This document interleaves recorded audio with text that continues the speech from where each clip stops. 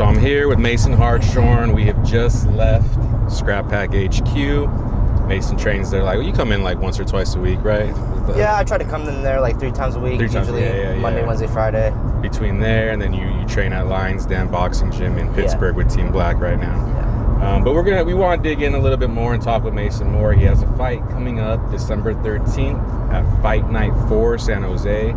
Mason has had the distinction of fighting now. This will be his 3rd time on the Fight Night card. And the previous 2 times he delivered just fucking bangers of fights. Like everyone was talking about the last one being like Fight of the Night, but I damn near say this man has Fight of the Night at Fight Night 2 and 3. Safari. Yeah, man, that was the first round all that shit went down. And the first round took him out. Yeah, it was such an impressive win. So it's just cool to also talk to Mason because me personally, I am from the East Bay area, and Mason is as well. You're from Antioch. Yeah.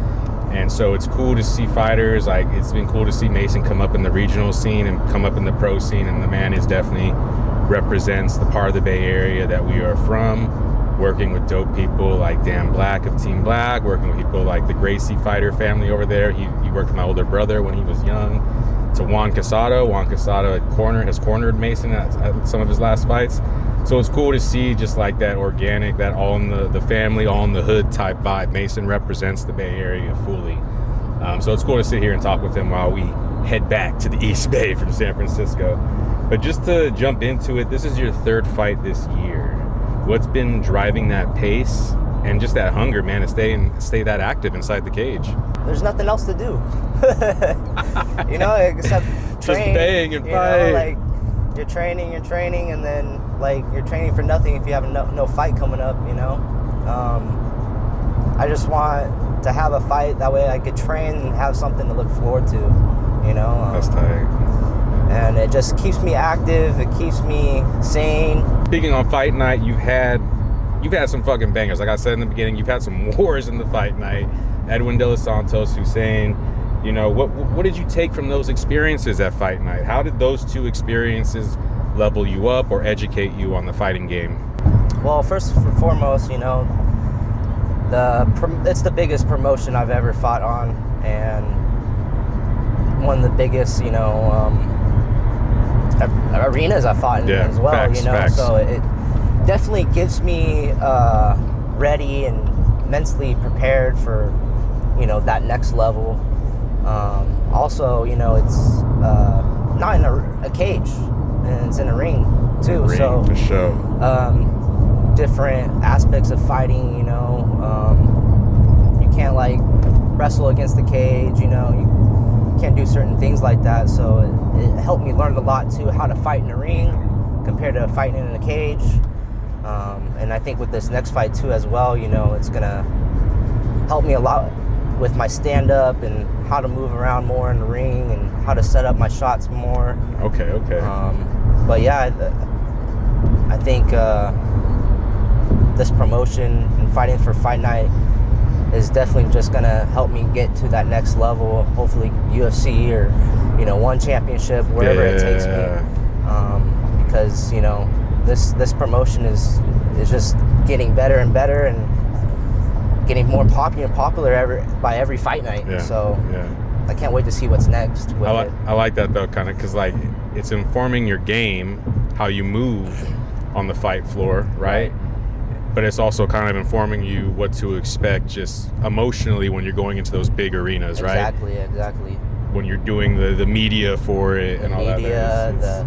The back room, the warm up, the whole aspect of it is awesome. It levels everything up emotionally and physically. Yes, just mentally, Mentally, just like, it's different mental compared to fighting, like let's say Dragon House, it's like completely different.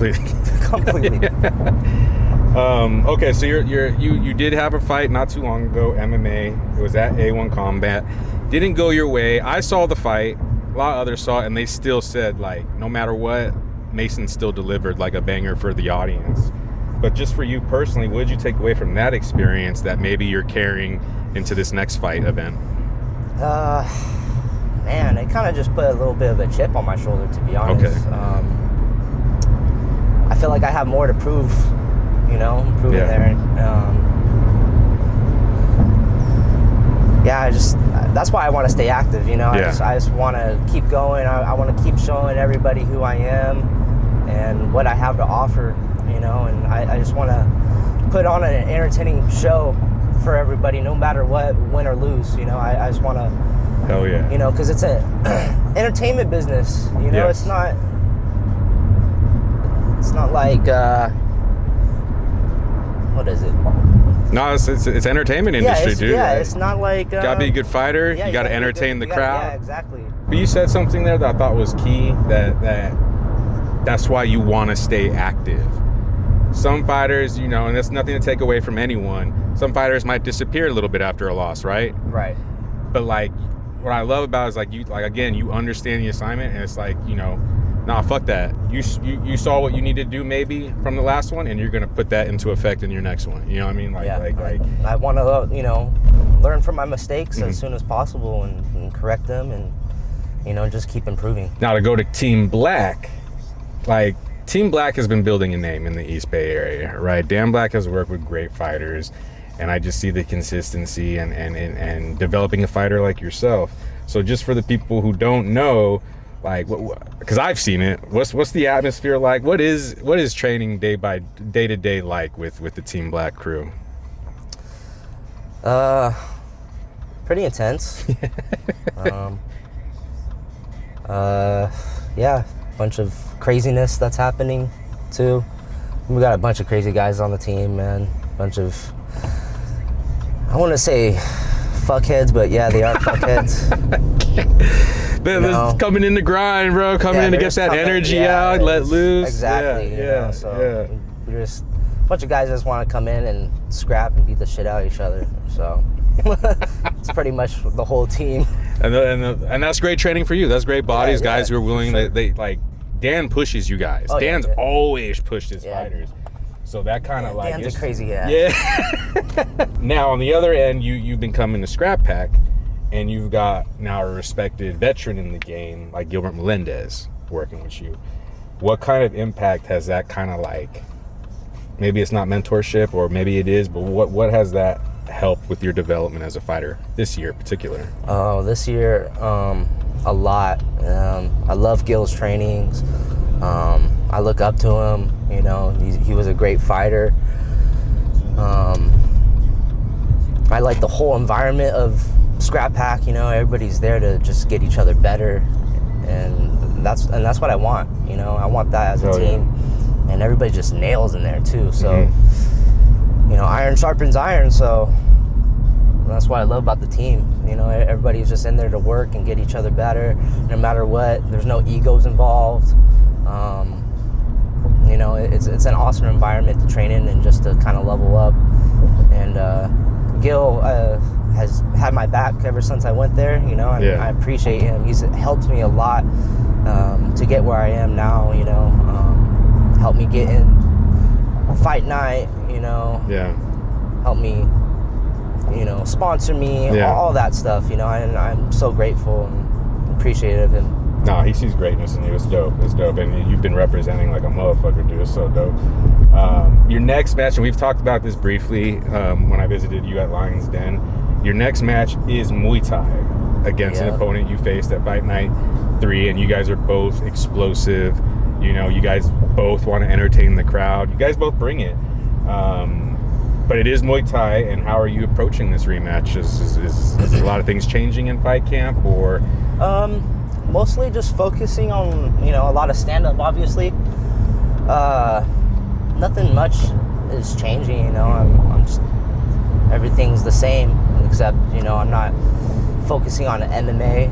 I'm not, you know, trying to take someone down. I'm not trying to hold someone down. I'm trying to submit somebody. So right now it's just kind of just focusing on my hands, my footwork, how my movement is, you know, setting up my shots. But yeah, that's pretty much it. That's going so far. Nothing really changes in my training usually, unless I go to like Thailand or something. And that just means it's just the cardio and everything's just leveling up to a whole other ass level. Right? Exactly. We talked a little about this before, but let's see if we can lean into it a little bit more, because I again, dude, like, you are developing a reputation for just like putting on a show for the crowd? Like you said it yourself, win or lose, like I gotta put on a show for the crowd. What does putting on a show for the fans mean to you personally? Personally,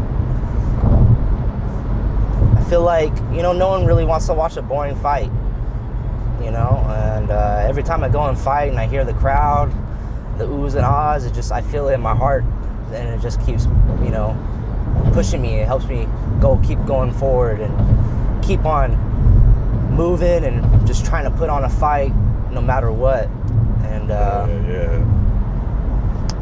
I like the crowd. I like the oohs and ahs, you know. It just gets me more hyped and hyped. You for sure feed off of it. I feed off of it. I feed off it literally. You know, it's awesome.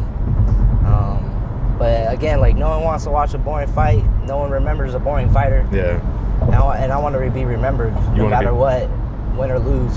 Even if I'm a loser, I still want to be remembered as like, oh, I'm a fucking badass fighter that takes it to the motherfucker, you know, or like I want someone to be like, oh shit, Mason's fighting, you know, this is gonna be a fucking dope ass fight, you know. That's what I want, you know.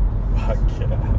That's how, I'll tell you right now, bro. That's how a lot of us are when we fight. Well, even before you were training at Scrapback, if we heard Mason is fighting, it's like, bro, y'all, we all got to tune into that one, dude. He's about to bring it. And that's what I want, man. That's what I want. So we'll close this out, and that's a perfect for what my next question is, what you're bringing up there. When people talk about you years from now as one of the East Bay's own, is there something or anything in particular you want to be remembered about your fighting spirit?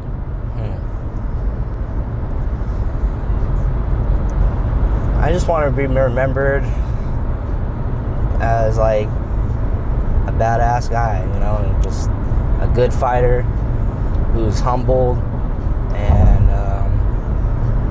you know, helps out people and, you know, brings out love too, you know.